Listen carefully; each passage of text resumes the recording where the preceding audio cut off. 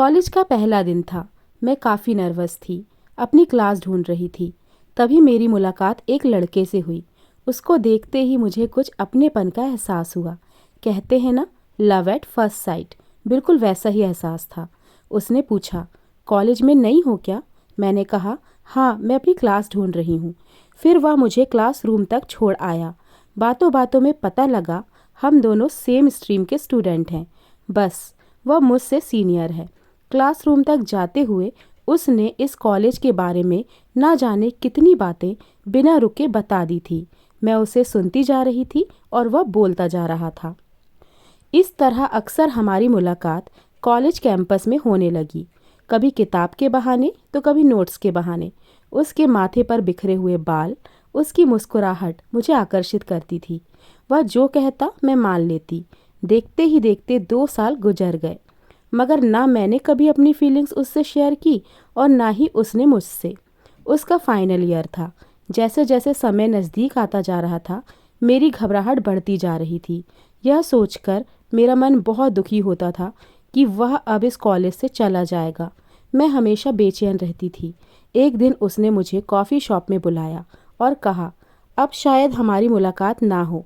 मैं आगे की पढ़ाई के लिए बेंगलुरु जा रहा हूँ।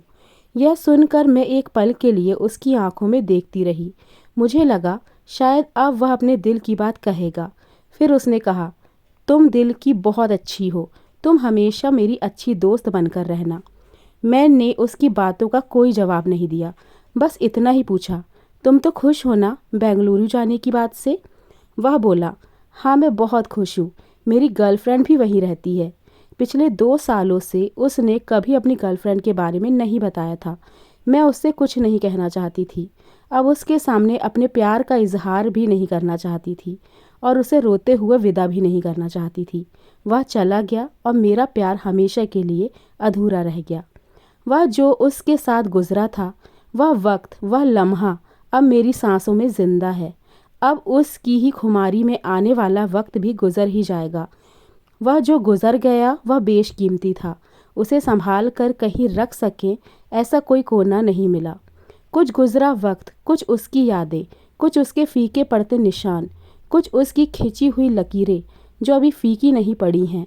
कुछ उनसे जुड़ा, कुछ अलग होता हुआ सा, कुछ पीछे छूटता हुआ सा, कुछ उसे फिर से पा लेने की ख्वाहिश, कुछ उसे फिर से लौटा लेने की चाह, कुछ उसे रोक लेने की कोशिश, कुछ उसे एक बार महसूस करने की ख्वाहिश। कुछ है, कहीं है, जाने कहाँ खो गया है, कब खोया, कैसे खोया, फिर उसे ढूंढ लाने और बांध कर रख लेने की ख्वाहिशें।